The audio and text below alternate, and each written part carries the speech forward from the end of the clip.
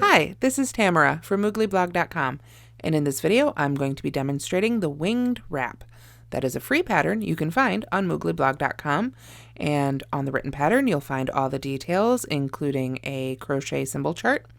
And for this pattern it uses 2 balls of Lion Brand Shawl in a Ball and a USJ or 6mm hook. This one is a Furls Candy Shop hook. Now, I made this pattern using the Calming Desert colorway of Shawl in a Ball, but since then, right afterwards, of course, they came out with these awesome metallics. Let's see if you can kind of see, it's got lots of glitter in there. It's a shiny thread wound right along the yarn. So that is absolutely beautiful. So for this video, I will be demonstrating using the new Shawl in a Ball, and this one is the Namaste Neutrals colorway. So we'll get a sneak peek of that too. So here we have the finished wrap. I've kind of squinched it up so we can see it here. It's a rectangular wrap, and for the most part it's just double crochet and chain 1 mesh. Pretty simple. The addition, the wings if you will, are these chain 5 loops that come down a row like so, pairs of those working across. And that gives this shawl just a little bit of extra movement and works really well with the colorways of Shawl in a Ball. So let me go ahead and set that aside and we'll get started. All right, so here we are. We're going to make the winged wrap, which begins as written with a chain of 184. However, if you want to change the length of the shawl, because we're working side to side, what you can do is start with any multiple of 10 plus 4. So, for the purposes of demonstration, I started with a chain of 24, which is 10 times 2 plus 4. So, to begin row 1, after you finish your chaining, what we're going to do is skip the 5 chains closest to the hook and work a double crochet in that in the 6th chain. So, with this yarn, I don't know if you can see on camera here, it is kind of hard to tell sometimes what part of the chain you're working into. I like to try to work into the back loop. If you like working under the top 2 loops, that's fine too. It's whatever you prefer. And if you really can't tell where you are on here, if you're an experienced crocheter, you can just sort of eyeball it where the next chain should be. I don't think anyone's going to get close enough to the finished item to say, you went in a different part of the chain this time. So go ahead and work into this chain. You know, like I say, try to be consistent, try to do your best, but if you need to work into a different part, that's fine too. So let's go ahead and get moving on this. We're going to skip the first 5 chains, 1, 2, 3, 4, 5. Then in the next one, we are going to work a double crochet, just like so. Now, the 5 chains that we skipped are going to count as a double crochet. Let's see here. We've got a double crochet, a chain 1, and a skip 1. So when you skip those 5, that's sort of how we need to think of those 5 skipped ones. So if you were counting stitches at this point, you'd count 2 double crochets. So from there, row 1 couldn't be easier. Chain 1, skip 1, double crochet in the next. And that's what we'll do all the way across row 1. So I will see you when we get there. Okay, so if you've done your counting your chains correctly, then you should be working a double crochet in the very last chain of your chains. So once you've got this row done, that's row 1. Rows 2 and 3 are exactly the same. Of course, we start a little differently. We're going to start with a chain of 4 that counts as our first double crochet in chain 1, and then we simply double crochet in the top of that next double crochet there. You can see that starts making our little mesh. So from here we just chain 1, double crochet in the next double crochet on across, and that's row 2 and row 3. So I'm just going to go ahead and get to the end of row 2. We'll skip row 3 and get started with the rest of the pattern. Okay, so here I'm coming to the end of row 2. And one thing to note is when you get to the end of row 2, you're going to have, or any of the plain mesh rows, if you will, you're going to have a series of chains there rather than, of course, a double crochet and a chain 1. So we want to make sure to go into that 3rd chain, if you will, or in this case, since it was the beginning, it was actually the 4th chain, but we want to leave 1 in between that double crochet and then go into the next one. So we can sort of skip one and then double crochet in the next double crochet. And of course that right there does count as a double crochet. Now rows 2 and 3 are exactly the same, so I'm just going to go ahead and pretend I've got 3 rows of mesh here for the sake of time. So now it is time for row 4. And row 4 is where we do our first row with wings, if you will. So this is where it gets interesting. We're going to chain 1, work a single crochet right back in that first double crochet there, like so. And then we're going to chain 5. 1, 2, 3, 4, and 5. Now after we chain 5, the instructions say to skip 2 double crochets, so 1 and 2, and work a slip stitch in the chain 1 space of the row before the previous row. Now normally we're working into the previous row, but in this case we're going to drop down to this chain 1 space right here. So right on the side of those 2 double crochets, we're going to jump down a row and work a slip stitch right in that chain 1 space, like so. There we are. That's the first half of our wing, our first wing. Then we chain 5 again, 2, 3, 4, and 5. I like to move my thumbs up along the chain as I work a chain to keep the stitches the same size. I find it very helpful. So after I've done that, then I am going to skip the next 2 double crochets. It gets a little wobbly here. Let me straighten it out. So we've slip stitched there. So we're going to skip 2 more double crochets and then work a single crochet in the top of the next one right there. And that is our first wings, our first set of wings, pair of wings. We've got the chain 5, slip stitch, chain 5, single crochet.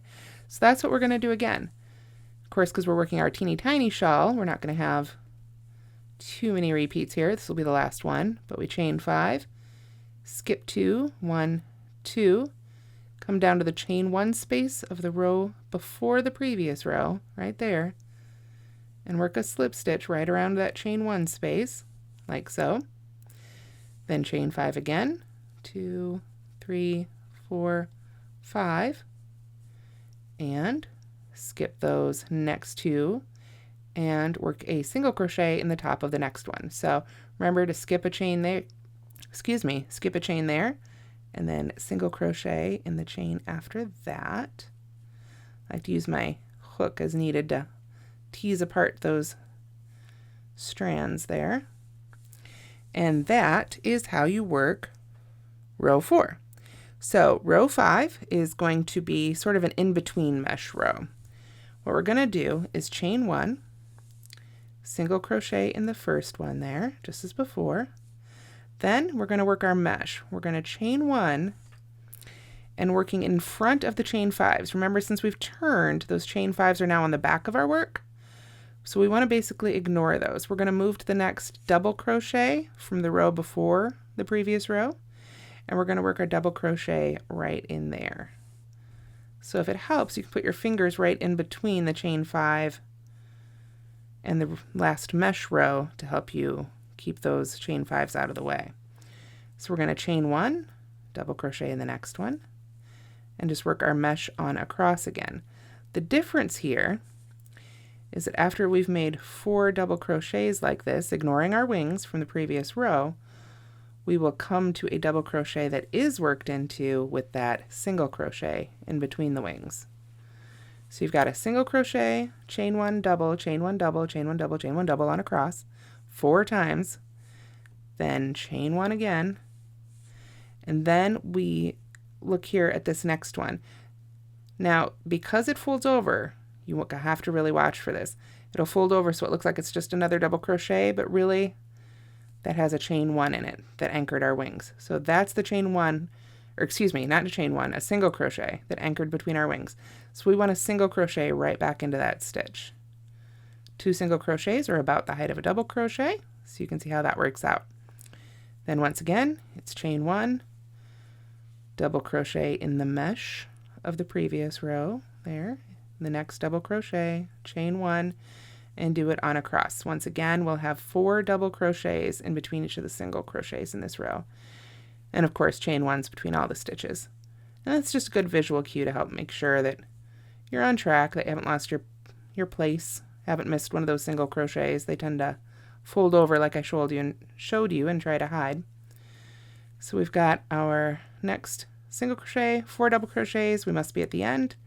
And here we are. There's that single crochet. So we finish off with a single crochet right in there. And that is row 5. You can see our wings are hiding in back there. Well, they're about to be in front because it's time for row 6. And row 6 is going to be exactly the same as what we did in row 4.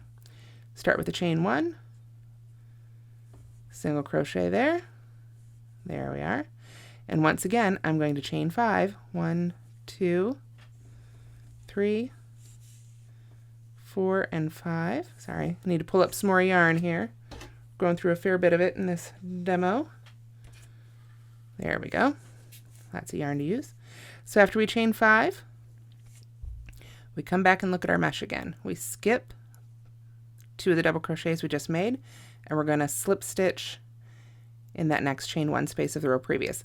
So that'll be directly above the previous slip stitch. So just go up a row and work your slip stitch right there. Like I say, at this point, you don't even really need to be counting your stitches so much, although it's always a good idea to help you keep track and avoid mistakes. You can use the other stitches around you as a visual clue now.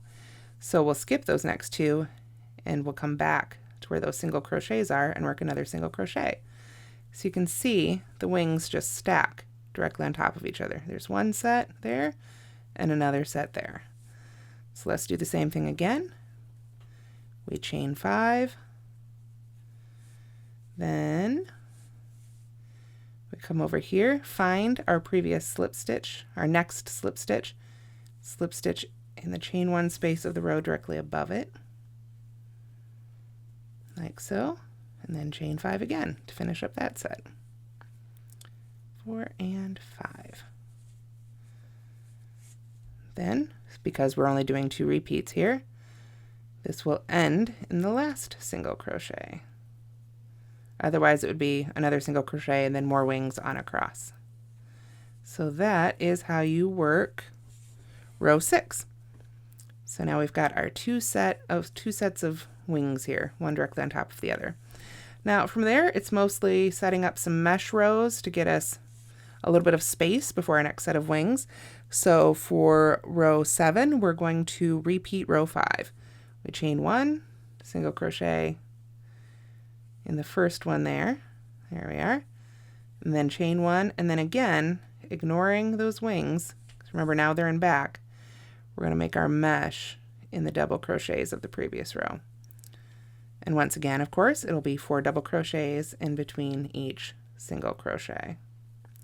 So after you've made this row, which again is row 7, then the next row, row 8, will be exactly the same as rows 2 and 3, where you're just working a simple mesh. The only difference will be that sometimes you're working into single crochets left behind in this row.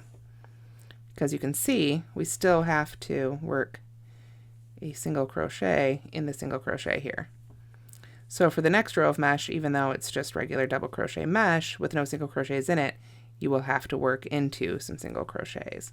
But otherwise, it's exactly the same as rows 2 and 3, where we just double crochet, chain 1, double crochet, chain 1, double crochet, chain 1 across. Working, remember, into just the stitches themselves. That's one thing to remember about this pattern. With this pattern, you only work into stitches. The only time you work into a chain 1 space is in the center of each wing. Otherwise, skip all the chain spaces. So we are working our way across here, and I've got one more stitch in row 7. There we go. And there you can see, we've got our teeny tiny shawl sample. And it's so pretty and sparkly. Let me pull back up the original shawl here. There we are. Sorry, it was trying to cling to some of my other hooks here off to the side. And I've got it upside down. Let me spread it out a little bit here so we can see. It's basically 2 sets of wings, the mesh, 2 sets of wings, and the mesh. And that is the repeat. We just keep repeating Let me double check here with my written instructions. Rows 3 through 8. So mesh rows, mesh row here through the wings, on up through a couple more mesh rows. And also on the written pattern, as I stated before, there is a stitch chart to help make this a little bit easier. It uses just over 1 ball of Lion Brand shawl in a ball. I wanted to give it a nice wide or tall, depending on how you think of it, wearable shawl width. So I did use 2 balls of the shawl in the ball. If you wanted to make it a little bit narrower, you could go with just 1 ball. So, and if you wanted to make it wider, you could keep going with the second ball, as many repeats as you like. So that's how you make the winged wrap. I hope this video has helped you out, and I hope you liked it. If so, please do let us know in the comments and subscribe to our channel. Thanks so much for watching.